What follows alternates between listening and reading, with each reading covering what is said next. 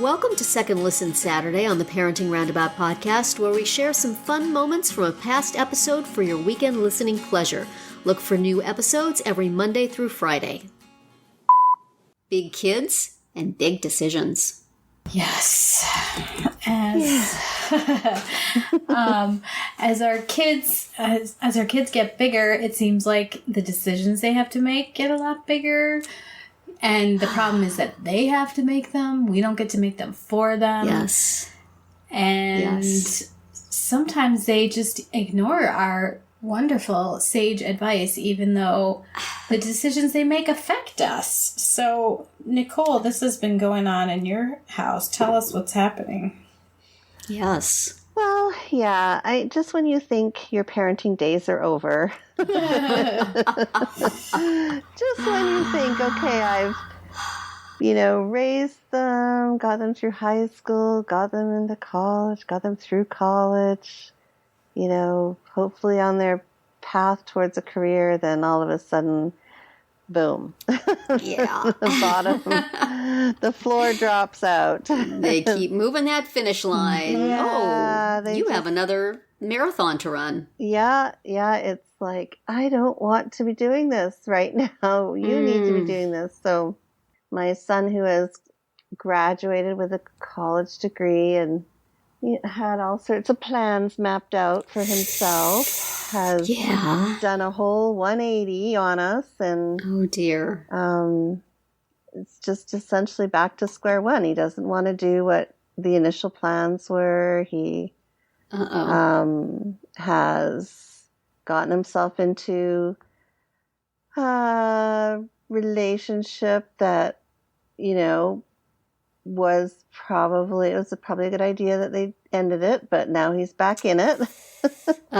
So it just it's all these decisions, and we're just looking at it. My husband and I are just looking at each other going, how do you say, he knows that we have alternate sage advice for him.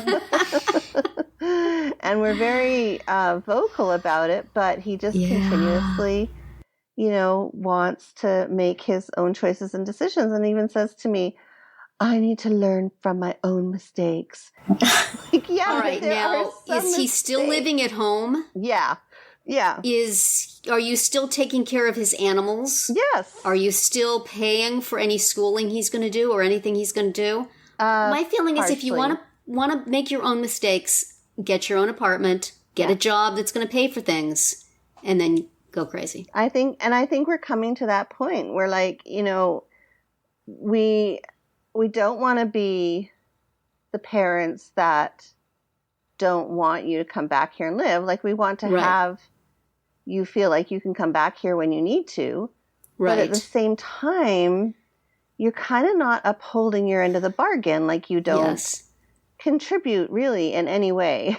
In fact, you contribute extra animals. Exactly. And extra laundry and extra dishes. And there's no responsibility. And so it's hard because I don't know if we just need advice and input on the situation, because if we tell him to go get his own apartment, then he's going to have to work full time and he won't be able to study for what he needs to study for, or have time to go back to school. Are you paying for his school? No, not. We're done. Like, we did a little bit for his undergrad, but for graduate school, no, God, no. No, he's on his own. But, there's, if he wants to go to graduate school, he's going to have to write his GRE, and he's going to have to, or he'll have to look at maybe doing his MCAT. And so that requires some time on his part. And he just is not willing to do that. So I feel he's changed his mind about getting the degree? Well, he knows he needs to get it. He just doesn't want to put the work into it. And I feel like we're enabling him by keeping him at home. Well, this is becoming a therapy session. Yeah, absolutely. Well, I don't want to give any details that are inappropriate, but it's easier to know. So he can you tell us anything about what his plan is that he wishes to pursue that you don't agree with? Well, he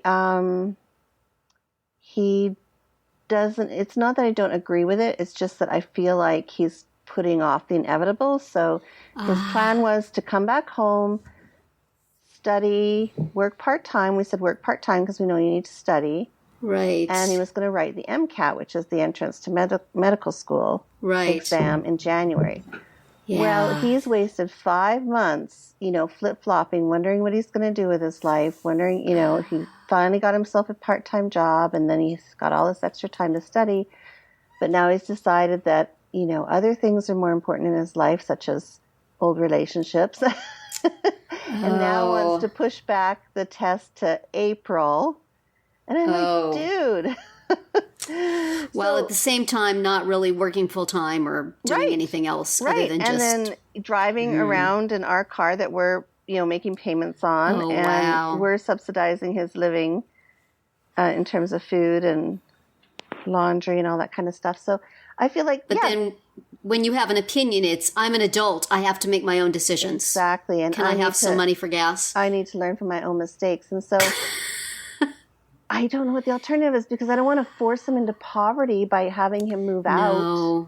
And but at the same time, it's like by staying here, we're enabling. He has all this free time to go in, which he was supposed to use to study, but now he's going off and using it to, pursue other interests.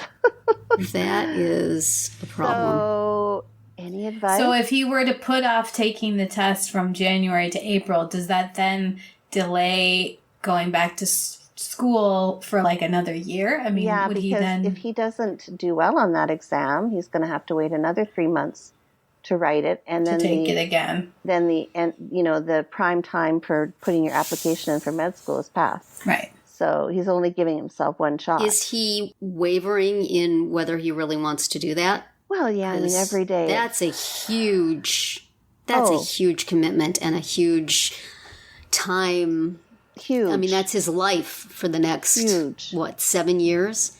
And you know what? He wants to do it, but he doesn't want to sacrifice. And that's the big issue. Well, he doesn't want to give up his good times and his party times. And he's only 22. And I know that, he still needs to mature a lot. But at the same time, it's like, you got to figure out your life pretty quick, that's too bad that he does. But you don't want to get started on that unless you're absolutely 100% sure and feeling driven to do that, because it's not an easy road. Maybe there's something he wants to do that would not require a medical degree. He's not coming up with anything else. This is not, this has all been his decision, and we've even said to him, if this isn't something you want to do, like, find an alternative. And he hasn't. He's not coming up with anything else. So, it's really, we're kind of feeling him in kind of a rock and a hard place. My husband's like, that's it. He's got to grow up. He can move out and and learn to stand on his own 2 feet. And I'm like, yeah, great. But that's not really helping either. So, well, I mean, I think you could certainly say that if you're not doing the test, then we would like you to contribute this much to the household for staying here. Yeah. And then he has to have some sort of job for that. It'll be cheaper than being on his own, but it will still give him some responsibility. You know, if you want to be an adult, dude, here you go. Yeah, that's right. If you want to be an adult. Well, and I mean, the thing is that we welcomed him back under, certain conditions and expectations, and he's not, keeping up his end of the bargain, so to speak. Yeah. Mm-hmm. So. Yeah. It'd be so much easier if you didn't love them. Right. and want them to be happy. If they were just tenants, you could just kick out on their butt. If he was a stranger, he would have gotten the boot weeks ago. I want you to be safe. I love you. I want you to be in my life. I want to be able to control you to a certain extent. Right. And so therefore, it limits your options, doesn't it? It does, because we're not the hardcore parents that, that's it, you're done, you're on your feet, you got to deal with it, right? That's just not how I don't know if there's a type of parent for that name to give that tough tiger love. bomber. I bet somebody's named that kind of parent for sure. Yeah, but at the same time, it's just it's wearing thin, you know? Yes. Like, your time here is wearing thin. Yes. Do something. That is very hard when you see your kid making a decision that you think is wrong, but you don't really have a place I know. to change it. You know, you have certain, areas in which you can exert influence, but, there's consequences to implementing that. You don't really want him to say, okay, fine, and then move out. But at the same time, right. I don't want to create negativity or any, that's not our intention to. You're too Canadian for that. Me saying I'm sorry the whole time as I'm moving him out. I'm sorry, I have to do this to you. I'm so sorry. But yeah, it's tough because there are so many things that we don't have influence over anymore, but at the same time, he still needs guidance. He's not quite there. Well, and what is it? The prefrontal cortex or whatever, the brain, he's still not an adult. Right. In that part of his brain, even though he thinks he is. No, he's not. Yeah. With kids with disabilities, when they come of age, there's always a lot of talk about whether you should get I'm blanking on what the name of it is, but basically a document saying you get to make all their decisions. Guardianship. Right. Is this guardianship? And I certainly see the value of that. There are certainly, young people with intellectual or developmental disabilities who really just should not have the responsibility to do that. And, with my kids, though, I felt like I don't want to say, you are not competent to make your own decisions. Right. I, therefore, will make all your decisions for you. I want them to be able to make their own decisions. I want them to learn to, and yet at the same time, when you have kids who are very vulnerable and maybe not, don't have good defenses against people taking advantage of them, there's always a danger. Somebody will steal from them. Somebody will hurt them. Somebody will try to take over their lives if you don't. And I try to be really vigilant. Fortunately, I have a good relationship with my kids and they live home and I can keep a pretty close eye on things. Mm-hmm. And I believe they would always include me in their decisions. I don't believe they would ever go off and do something without me, but it's always a risk. And, not just for kids. I think there's a lot of typical parents who might feel that, is there a document I could make my kids sign so that I could make all their decisions? That sounds pretty good. They don't get to do anything without me. I can control their bank account. Yes. Where do I sign up for this? So it's like, it sends the wrong message, I think. But at the same time, even typically developing kids are not entirely ready to make life-determining decisions at 20, 21, 22, 23. Right. They do need the guidance from their parents. And there's not really there needs to be a intermediate zone of responsibility. Like when you're 21, we give you, a key or two. We do not give you all the keys. We still keep you under supervision for a while. Yeah. Yeah, it definitely changes things. That's for sure. I don't know. I don't know. With your daughter getting older, Catherine, maybe you're sensing that stuff's around the corner, or maybe not. I don't know. Where are you at with her? Yeah, well, I mean, she's a junior now, so it's definitely time to start thinking about and talking about college. And I had to laugh because yesterday she was signing up for a test. She was registering online for a test, and she kept sending me screenshots. Well, first she said, can I put you down for the parent? And I said, I guess so. That was my response. Like, unless you have, I don't know. It just made me laugh that she asked me that. And then, she's sending me screenshots like, what do I answer? How do I answer this? How do I answer that? And, it's just like, well, if you're smart enough to take the test. Is she doing the SAT? Yes. This is for the ACT. Yeah, she's gonna, and I said, doesn't your school do it in in the spring, because I know that they basically sign up the entire junior class for the ACT in June, and they give them, the whole school to themselves. No one else comes to school just so they can take it. Yeah. And I said, don't you have that? And she said, yeah, but I just want to practice. And, that one they send the scores in no matter what. So what if they're not good? And I said, well, you could just practice from the book. Like, you don't have to take the test. But I wasn't going to stop her if she, really wanted to take so the much test. Pressure. I know. Yeah.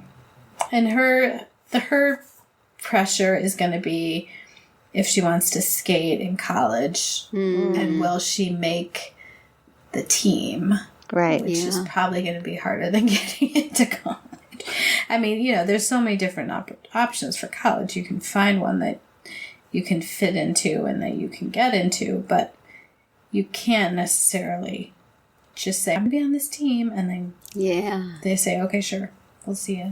We'll see you in a couple of months. So.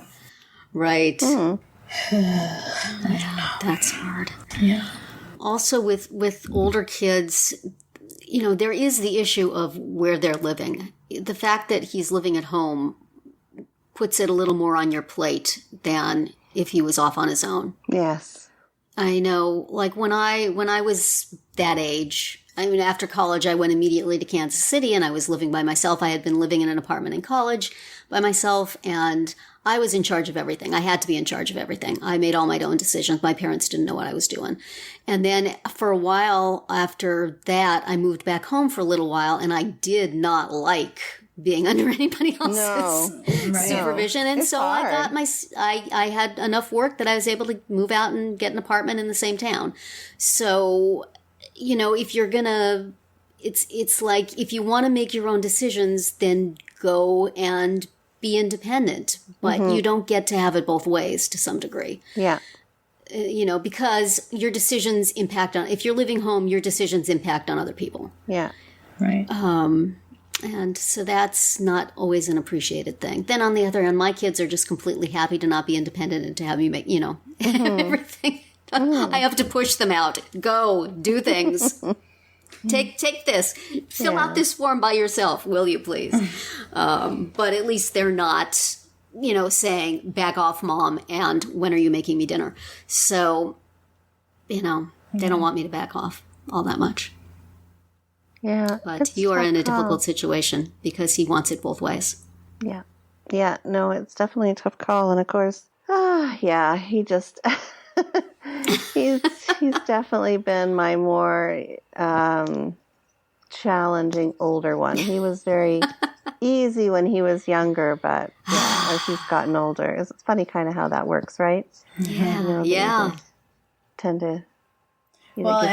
I also think it sounds like you and your husband are pretty aligned on this, but you could have a serious difference of opinion, and then that makes it even 10 times worse, Oh, yeah. One of my friends was telling me about how her oldest, he came home after college and he kind of, puttered around for a couple of months, and her husband was like, his dad, of course, October 1st, you need a full-time job or you will be moving out. Yeah. And she was on the side like, wait, what? What are you doing? Yeah. And she was totally freaked out. And, it starts getting closer to the end of the month. The dad's like, what are you doing? Do you have a plan?